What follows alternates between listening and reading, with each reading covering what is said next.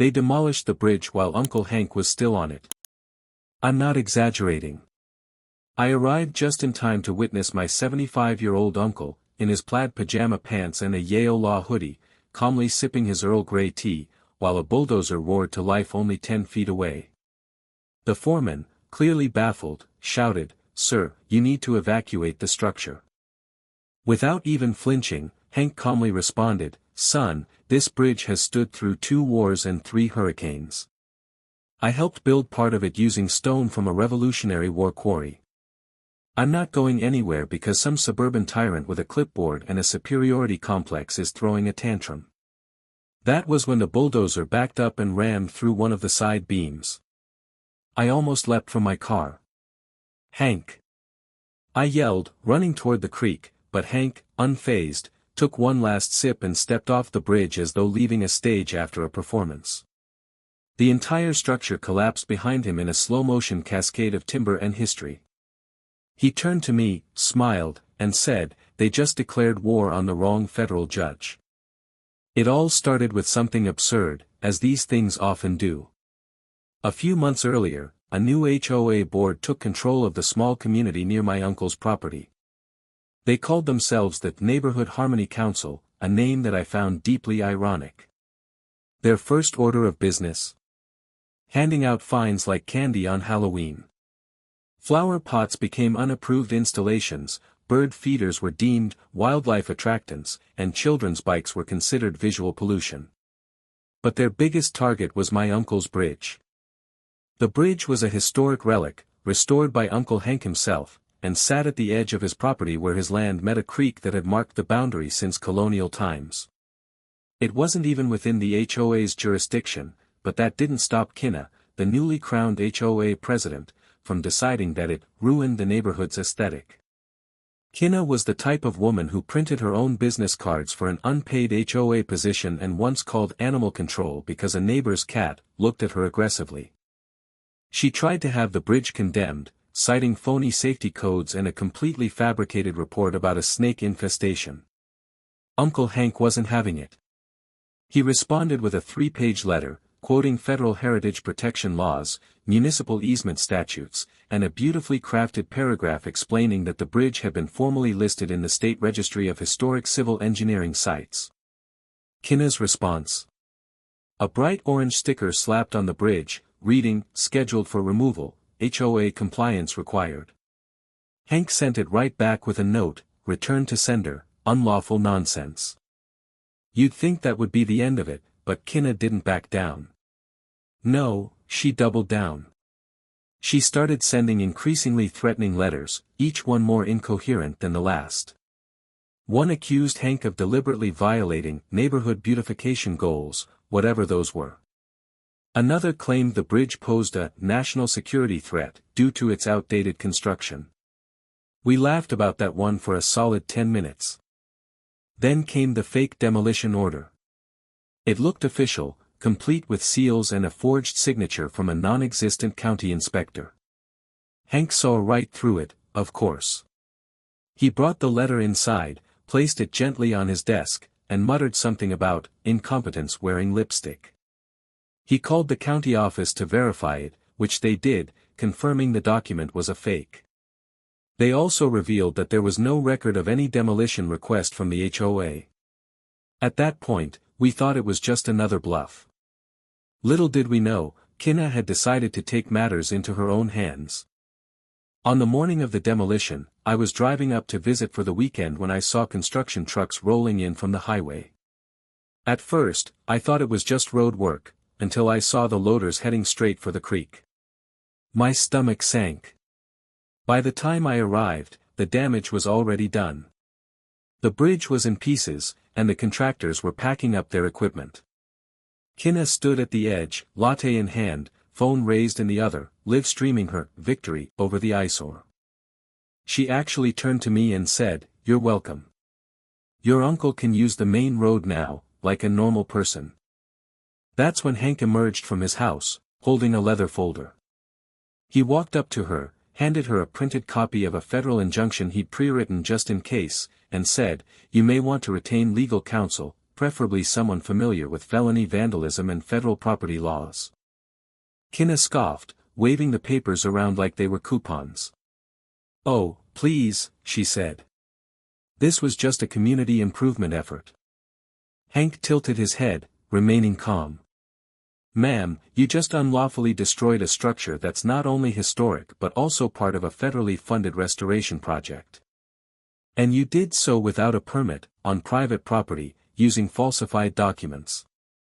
You didn't just mess with the bridge, you messed with me." He turned to me and smiled the way a chess master does after setting a trap 5 moves ago. "Call your cousin in D.C. Tell her it's go time. By the way, my cousin works as an attorney at the Department of Justice." Hank had already put everything into motion. He knew Kinna would eventually go too far. He just didn't expect her to be this reckless, this fast. As I helped Hank sift through the wreckage of the bridge, I realized something chilling. The HOA didn't just overreach, they believed they were untouchable. Kinna and her clipboard brigade thought their little committee gave them the power to override laws, logic, and property rights. But they didn't know who they were dealing with. Hank wasn't just a retired judge. He was the kind of man who once made a billionaire cry during a courtroom cross-examination and then gave him directions to the nearest therapist. That evening, Hank sat by the fire pit, sipping his second glass of scotch. "You know," he said, "some people build bridges, and others burn them. Kinna. She just blew hers up. And I'm going to make sure she drowns in the consequences." I believed him. Because when Uncle Hank says he's going to do something, the world shifts to make room. The HOA had no idea what was coming, but they were about to find out. The next morning, Hank was already at the kitchen table, surrounded by documents. Coffee brewing, printer humming, and a stack of manila folders organized like a law office in overdrive. You'd think he was preparing for a Supreme Court hearing, not responding to an overzealous HOA with a grudge against wooden infrastructure. I offered to make eggs, but he waved me off. "No time. Justice first, cholesterol second." He wasn't angry the way you'd expect. No shouting, no storming around. He was calm in the way that was far scarier. I'd seen that exact expression on his face during a televised corruption trial right before he reduced a state senator to tears and slapped him with a fine worth 4 Teslas. He had already printed out satellite images, land records, and state preservation registry documents. "We're building a case," he said, tapping the table. "The goal isn't just a slap on the wrist. I want the wrist, the arm, and the HOA charter shredded for firewood." His precision was surgical. He'd already pulled up the HOA's bylaws, annotated with legal references. He found a clause that clearly stated the HOA had no authority over private property bordering the creek. Then another that forbade the use of HOA funds for non-approved projects. Finally, the golden nugget, a clause about unauthorized destruction of third-party property, which meant Kinna had violated her own precious rules in at least 6 ways. By noon, we were on our way to the county assessor's office. The clerk behind the desk perked up when she saw Uncle Hank. "Judge Halverson," she said, half whispering, half gasping, like she had just seen a movie star. Hank gave her a polite nod. "Just here for the fireworks paperwork." She gave him a confused look until he slid a copy of the forged demolition order across the counter. Her eyes widened. "Oh. This is not good. This isn't even our seal. It's from Parks and Recreation and it's misspelled." Hank chuckled. Classic Kinna. Can't even counterfeit properly. We left with a notarized statement confirming that no such permit had ever been requested or approved, along with 2 internal memos from the city's Historical Preservation Committee, both confirming that the bridge was under active protection. Kinna had bulldozed a National Heritage Site. Not great for someone whose biggest claim to fame was once getting HOA approval for blue hydrangeas on the neighborhood entryway. Back at the house, we weren't alone. A local contractor named Mitchell, one of the men who had operated the bulldozer, was waiting at the gate, looking nervous, guilty, wearing the universal uniform of a man about to confess, baseball cap, work boots, hands fidgeting in his pockets.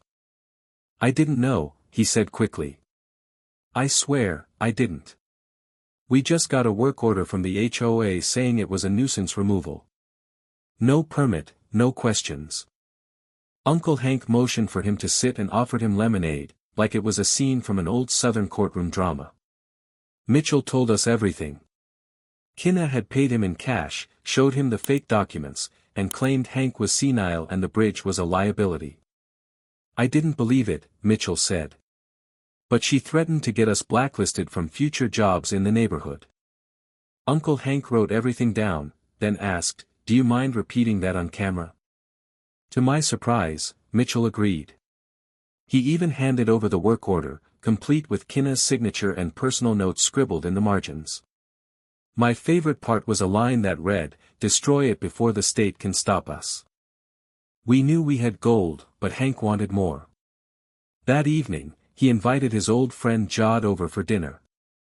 Jod wasn't just a lawyer, she was the current director of the State Historical Infrastructure Trust, with the authority to trigger a state-level investigation into the destruction of heritage landmarks.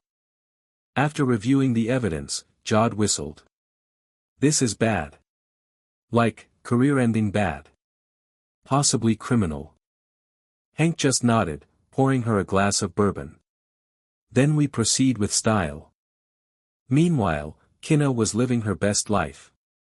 We peeked at the HOA's private Facebook group, where she posted triumphant photos of the demolished bridge like she had led a military campaign. Her caption read, "Eyesore eliminated. Progress."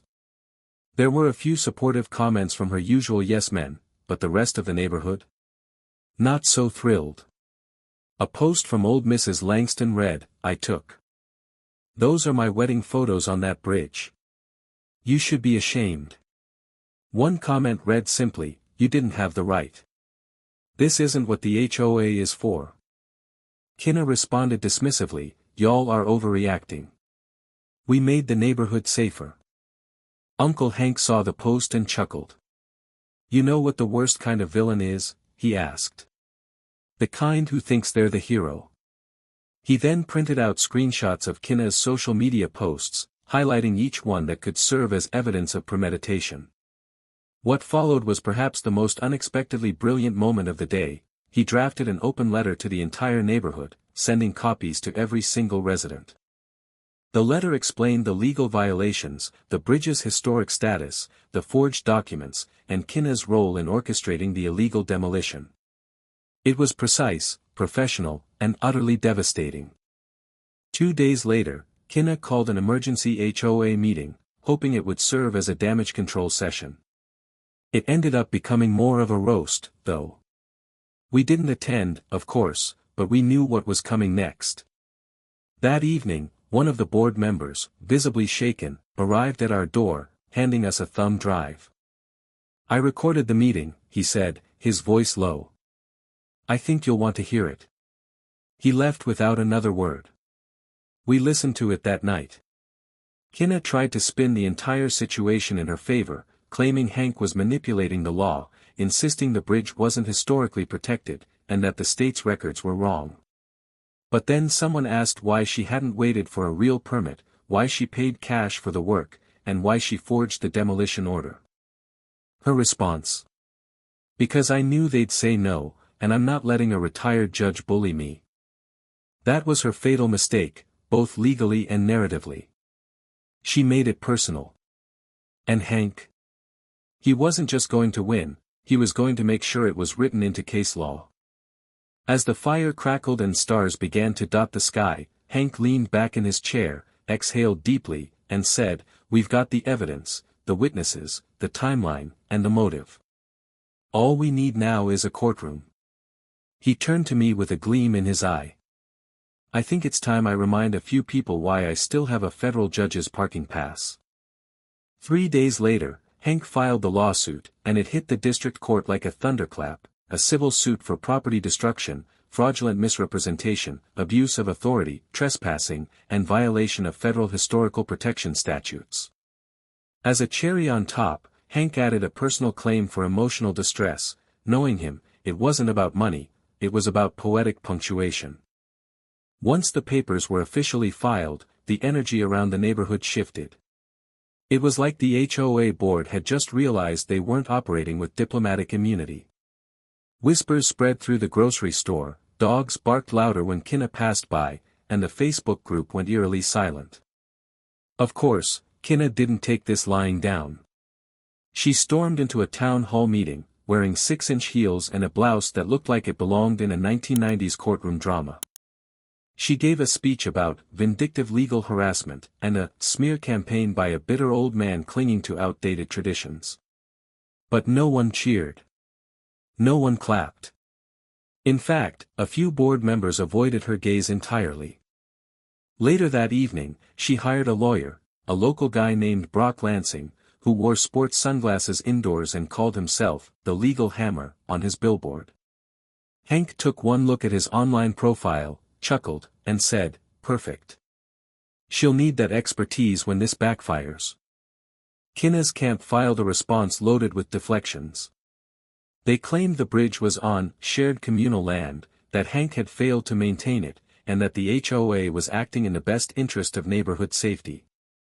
There were no legal citations, no real defense, just a cocktail of arrogance, misinterpretation, and delusion. Hank barely blinked. "She just walked into a courtroom with a squirt gun and called it artillery," he said, red pen in hand, marking up the documents like they were a freshman's essay. The case began to gain traction. Local media picked up the story, with headlines like "HOA destroys historic bridge, judge fights back," and "Neighborhood drama turns federal." A reporter even came by our house hoping for an interview, but Hank declined. He did, however, offer her coffee and a copy of the lawsuit's public record. "You'll find the reading quite spirited," he told the reporter. She smiled and whispered to me, "He's like Atticus Finch and Clint Eastwood rolled into one." Meanwhile, Kinna began to lose her grip. She called an emergency HOA session and tried to pass a motion to use HOA funds for her legal defense. It did not go over well. One elderly board member, Mr. Langston, stood up and said, "I paid $400 in dues last year to maintain the tennis court, not to defend your bridge blasting spree." Others began questioning the legitimacy of Kinna's presidency, with rumors swirling that she had bullied her way into the position after the former president mysteriously resigned. When someone asked about the former president's resignation, Kinna snapped and accused them of being secret operatives for the plaintiff. She was unraveling, and everyone could see it. Then came the cease and desist letter. Kinna, or more likely her bargain bin litigator, sent Hank a letter demanding he cease all defamatory behavior, including filing the lawsuit, sending letters to neighbors, and inciting public hysteria. Hank read it aloud over breakfast, pausing only to sip his tea. "This is adorable," he said. "I should frame it next to my federal appointment certificate." He then wrote a rebuttal so thorough that it made the original letter look like a scribble on a napkin. In it, he detailed every falsehood, misstep, and overreach with timestamps, evidence, exhibits, and direct quotes from Kinna herself. He copied it to the court and to the press. The pressure began to mount in the most unexpected places. The neighborhood's garden club disinvited Kinna from its spring luncheon. The tennis league removed her from their email chain. Even the mailman started leaving her letters at the edge of her property as if afraid of getting roped into a subpoena. Kinna tried to save face by holding a public Q&A on the HOA lawn, but only 3 people showed up, and one of them was just walking their dog. Then came the big twist. A state historical preservation officer named Lena contacted Hank. She had received word from Jod about the bridge's destruction and was livid. It turned out the bridge wasn't just protected, it had been conditionally accepted into a multi-state historical tour program set to launch the following year. Kinna had obliterated what would have been a registered landmark on a national map. Lena promised to file an official report with the state's attorney general and offered to testify in court if needed. Hank accepted, his smile knowing, the kind of smile that made you wonder if he kept a legal hit list in his sock drawer. And just when things couldn't get worse for Kinna, they did. One of her fellow board members, a quiet man named Phil who always looked vaguely stunned by everything, came forward with a flash drive. He'd been saving it for just this moment. The contents were stunning: emails where Kinna admitted to forging the demolition order, voice messages of her saying things like, "If I wait for permits, that old goat will stall it forever. Let him sue. No judge will take his side over a woman improving her community." Hank handed the drive to his legal team. Yes, he had a legal team now. Half retired, half pro bono, all dangerous. They weren't just building a case, they were building a precedent. Kinna tried one last time to push back. She filed a motion to dismiss on the grounds that the HOA was acting within its civic duties. The judge, Meredith Owens, a longtime friend of Hank's from the federal circuit, denied it before lunch. Her reasoning was scathing: no authority, no permit, no jurisdiction, and no common sense were demonstrated in the defendant's actions. Hank read that part aloud to me twice, smiling like a kid on Christmas morning. That night, as we sat on the porch watching the wind roll across the field where the bridge had once stood, Hank lit a cigar, an indulgence he rarely allowed himself. "We're past the legal stage," he said. "This is narrative now. Everyone sees her for what she is. Now it's just a matter of tying the bow." I asked him if he thought Kinna would settle. He shook his head. "People like her don't back down. They double down. That's why they lose harder." As the moonlight bathed the property, and the quiet hum of distant traffic filled the air, it was clear: the battle lines had been drawn. The HOA had made a big mistake, but their biggest one wasn't destroying the bridge. It was underestimating the man who built it. The courtroom was packed, every seat taken, even the folding chairs brought in at the last minute. Some people weren't even from our town, they had driven in from neighboring counties just to watch what the local paper had dubbed the trial of the HOA tyrant. It felt less like a legal proceeding and more like a spectacle. People whispered, phones were tucked under coats recording the moment, and someone in the back was definitely taking bets.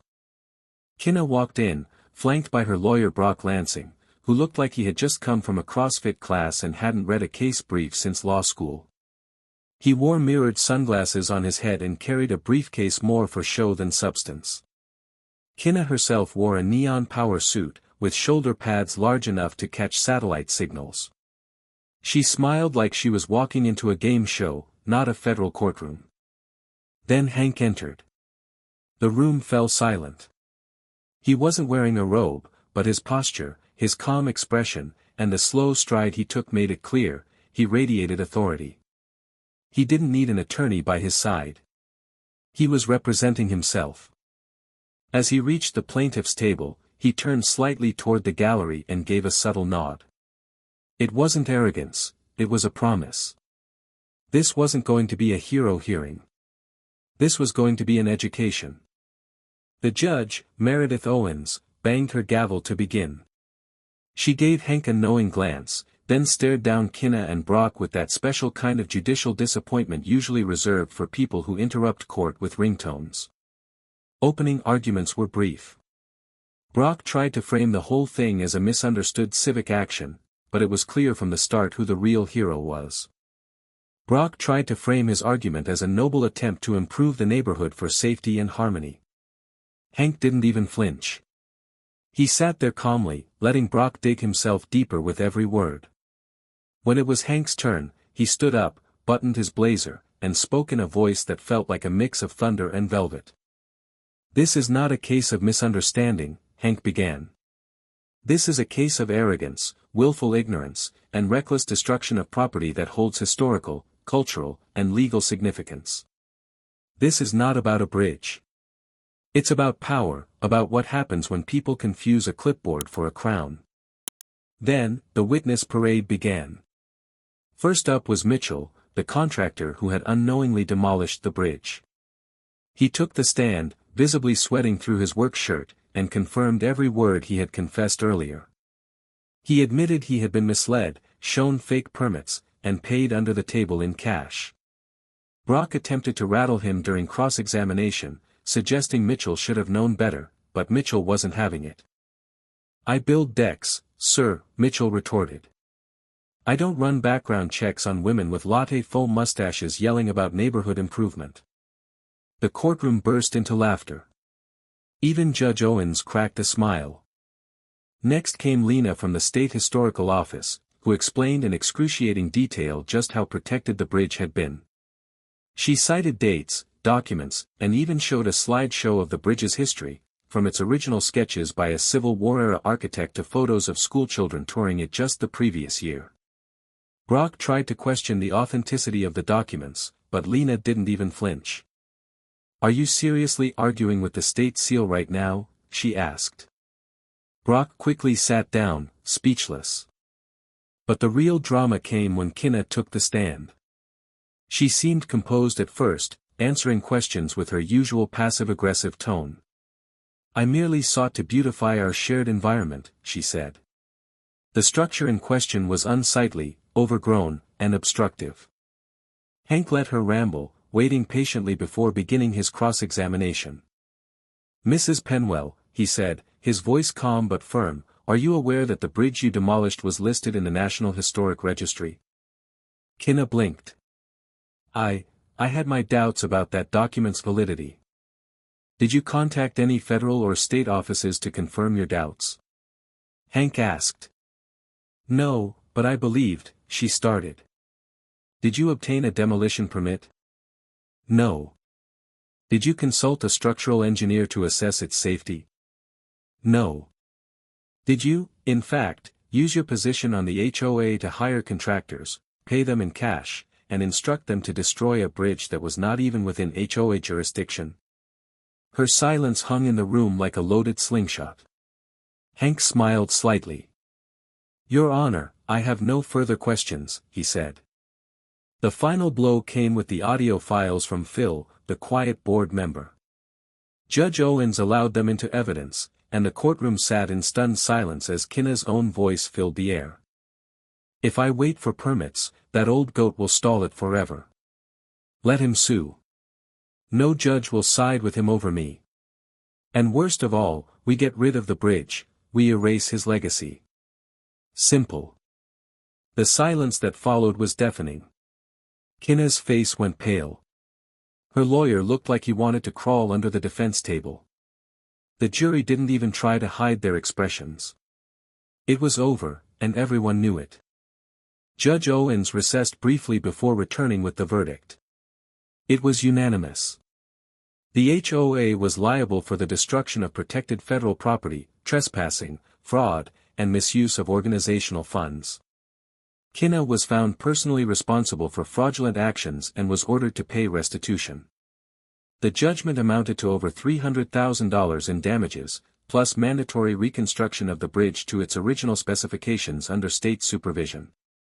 Kinna's name was to be submitted to the state's regulatory board with a recommendation to bar her from holding any property management or organizational leadership role indefinitely. When the gavel came down, the gallery erupted in applause. Owens banged the gavel again to quiet them, but she didn't seem angry. In fact, she looked satisfied. Kinna didn't stick around for the reporters.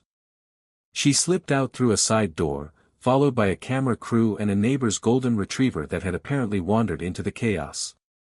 Brock trailed behind her, muttering about malpractice insurance. Meanwhile, Hank stood on the courthouse steps, looking like the end of a Western film.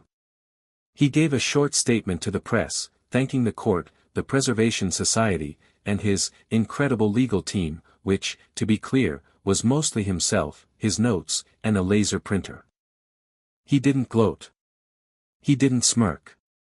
He just said, let this be a reminder that laws exist for a reason, and no amount of arrogance justifies rewriting them. That night, the neighborhood felt different, quiet, yes, but peaceful. People started putting candles in their windows and leaving thank you notes at Hank's mailbox. A few neighbors even offered to help rebuild the bridge, free of charge. We sat by the fire, like we always did after long days. Hank looked up at the stars and said, sometimes, the justice system feels like a bridge itself, long, slow to cross, but built to carry weight.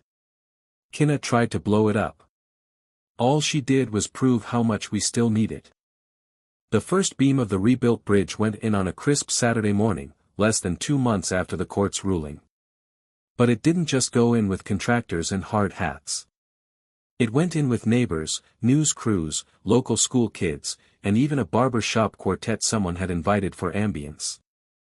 Uncle Hank stood at the edge of the bank, in his signature blazer and boots, overseeing the process like a general directing his troops. Only this time, the battle wasn't about destruction.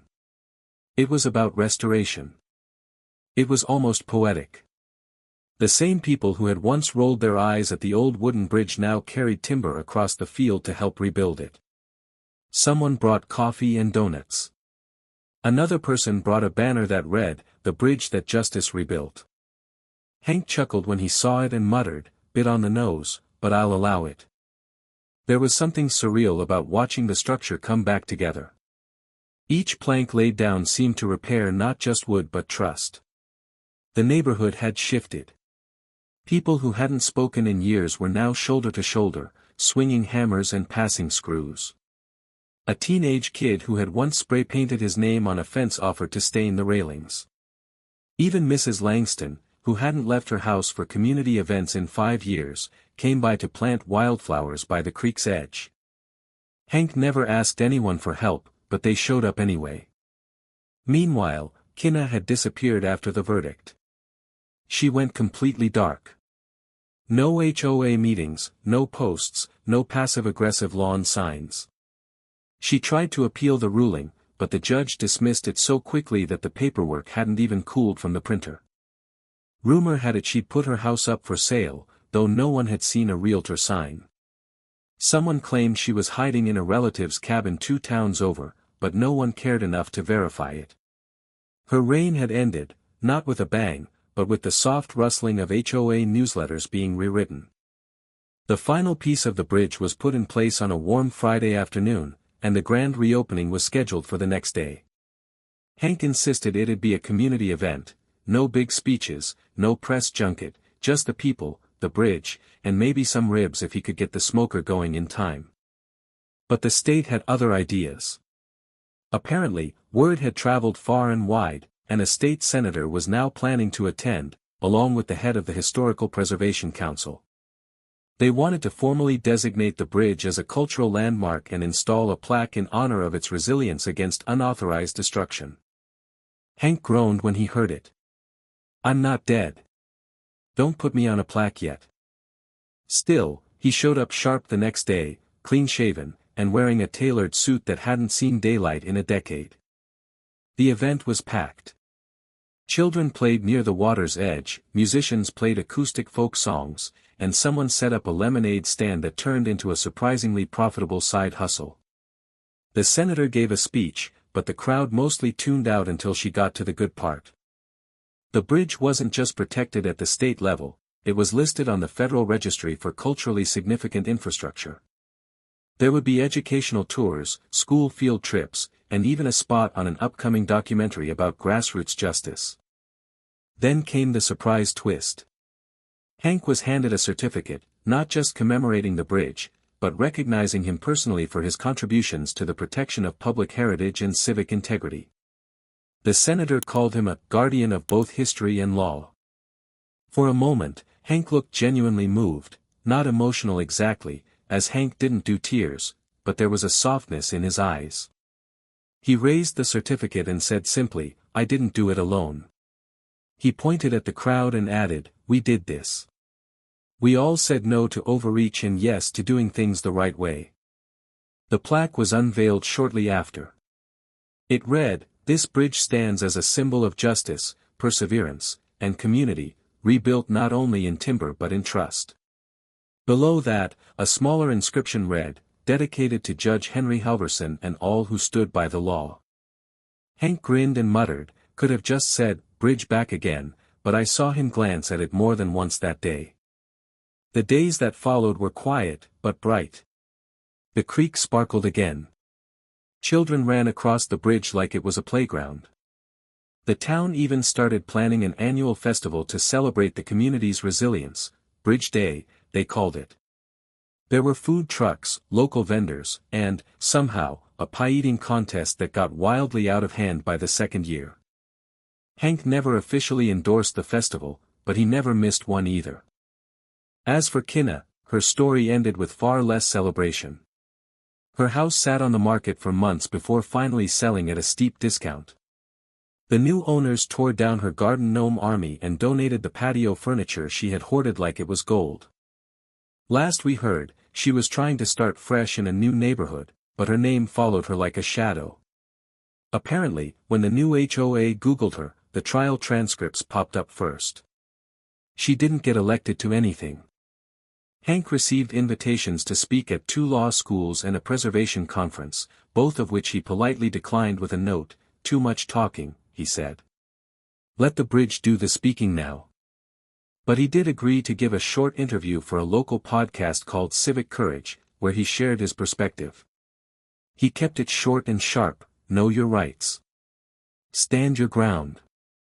Never let someone with a name tag and a God complex control what you can do on your own property, Hank said one evening as we walked across the bridge together. The sun was dipping behind the trees, casting long golden shadows across the creek. The bridge creaked slightly beneath our feet, but it felt familiar, comforting, solid. Hank paused in the middle of the bridge, leaning on the railing as he gazed out at the flowing water. "Funny thing about bridges," he began. "They're not just connections between land. They're tests of strength, of patience, of time. Some fall, but the ones that matter, they rise again." He reached into his pocket and handed me a small envelope. Inside, I found a deed transfer, my name written in black ink, officially making me a co-owner of the land the bridge stood on. "You're next," he said quietly. "I fought my battle. You'll know when yours comes." I wanted to say something profound, something that would mark the significance of the moment, but all that came out was, "I won't let clipboard tyrants near it. I promise." Hank laughed, a full, deep laugh, the kind that comes when the storm has passed and the sky is finally clear. We stood there for a while, just watching the water flow below us, the bridge's shadow stretching across both banks. It stood strong, unmoved, exactly where it belonged, and this time, it was never going anywhere.